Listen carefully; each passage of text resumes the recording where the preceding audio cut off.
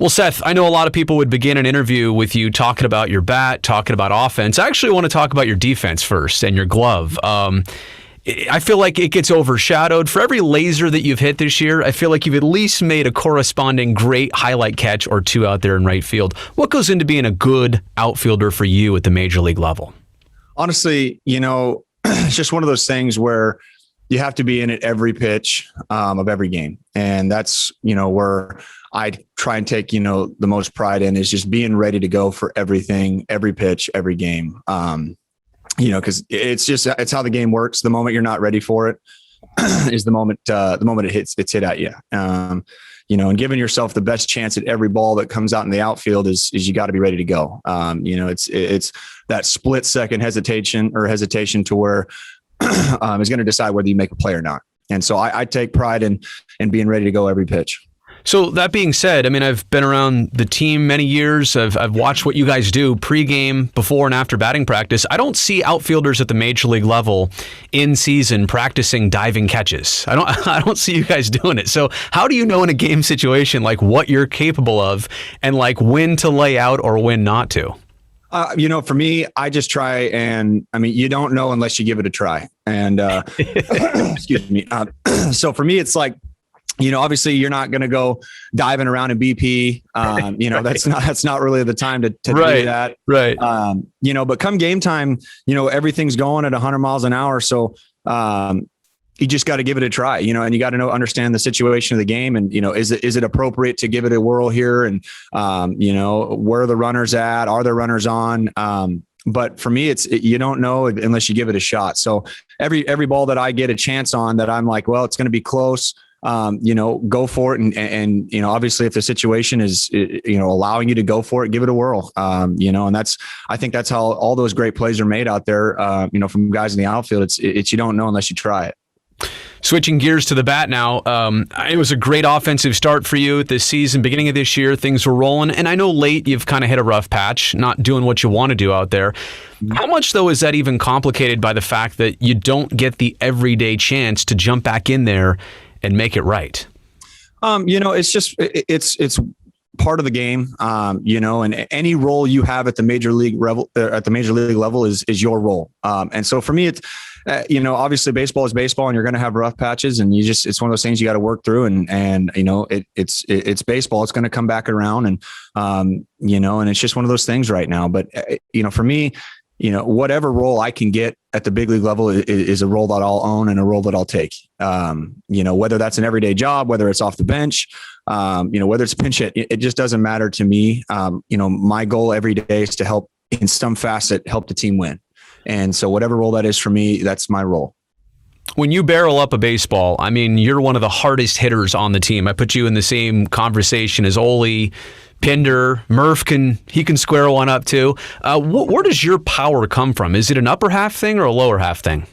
To me, everything starts in the lower half anyway. But for me, it's just about sinking your whole body into it. A lot of people talk about the lower half and the upper half and being separate. For me, it's when you truly barrel a ball up, it's everything working together, in whatever order that you have to think about it in whatever way that you're thinking about hitting, it's your lower half syncing up and it's like once, starting from the feet up, it's just all centered, everything's in complete rhythm. And that's my focus every day is to try and get that rhythm perfect, because there's really truly no greater feeling than barreling up a ball.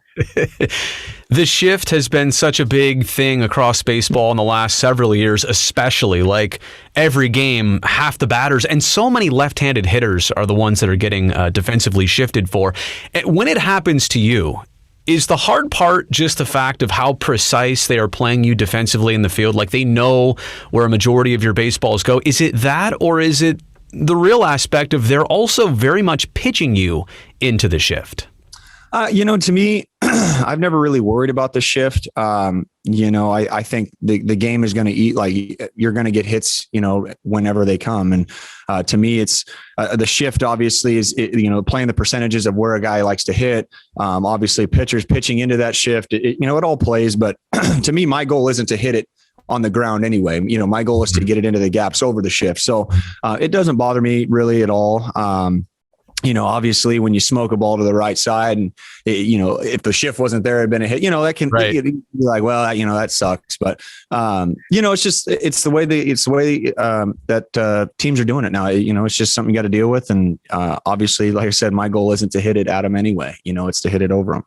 Nothing's worse than when the second baseman is 10 feet away from their right fielder and you hit it right to their second baseman, you know? You know, it's happened before. And I'll tell you, there's times when you need it. I mean, when you're just like, man, like I need something to fall, and you do something like that. I mean, you know, you come back going, man, that really stinks, man. But, you know, it's just part of the game.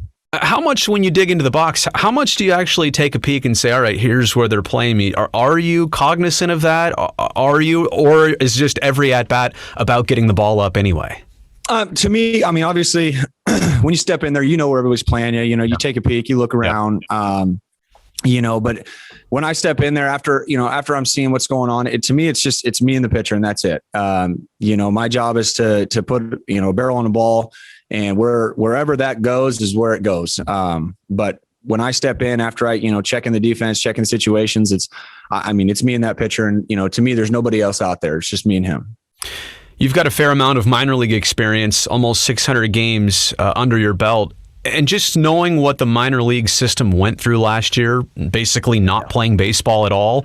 And hopefully you have very few minor league games left in your career and all major league games left. But the point being, it was such an important part of your upbringing to this level. How do you feel about it that it survived? It's a little bit different right now, but it's such an important facet of Major League Baseball.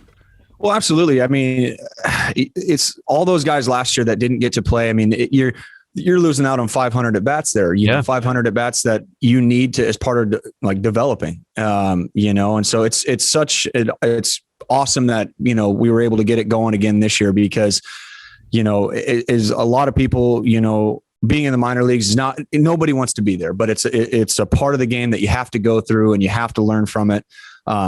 You know, and obviously those guys who didn't get any at bats last year, you know, it's just so good that they're back, and, you know, there's teams playing every day. You know, it's awesome, and it's absolutely necessary. Two more things for you. It feels like at every position on your team, there's a couple guys that could start that night. Right field, left field, center field, first base, although I know it doesn't usually happen there, second base. I could go on and on. It doesn't seem, though, when I'm around the team that there is tension, conflict. You guys are all competing for at-bats and playing time, but it certainly seems like it's in a very good place. It's a very healthy competition. Absolutely. I mean, me personally, this is one of the best group of guys that I could have ever asked to be a part of, you know, from the top down. And there's no sense of, on this team, there's no sense of like competition as far as who. I mean, everybody wants to play, but everybody pulls for each other on this team. And I mean, from the veterans now, Elvis, Mitch, I mean, those guys, I mean, it's been such, hard to put into words how much, you know, I'm learning from those guys and how much I look up to those guys. You know, and you got Ole, Chappie, Chi, you know, all those guys are just, they're there to help, and we all pull for each other, and we're all have the same goal, and that's to win games. And it doesn't matter who's playing where, doesn't matter when. I mean, who comes in to pinch hit, everybody wants to win. And it's just, this is, like I said, this is a special group of people here. And it's one of the closest teams that I've been a part of. So I feel lucky. That's awesome. And I could see that from the outside. I'm glad you say that's what it's like on the inside. You're a native Oregonian. Am I saying that right? Yeah, absolutely. Does that make you a Mariners fan growing up?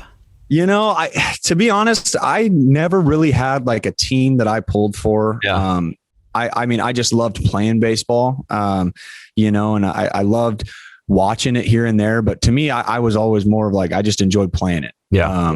You know, but there are definitely a lot of Mariner fans up there. I just want you to know it's too easy of a catchphrase to use with your name. Hey, Seth, what can Brown do for you? I'm sure you've heard that before. While I'm here, I guess I'm asking for permission. Is it okay? Are you okay with that? Is there something better you could give me? No, bring it on, man. I mean, that's what we're at. Let's roll with it, you know? Well, if we're going to mention it, you better get free shipping for UPS. Like, you better get something out of this too, if this is an endorsement. Absolutely. Right? Absolutely, man. I'm on board with that. All right. Seth, thank you so much for your time. Appreciate it, and good luck the rest of the way. Hey, thanks for having me.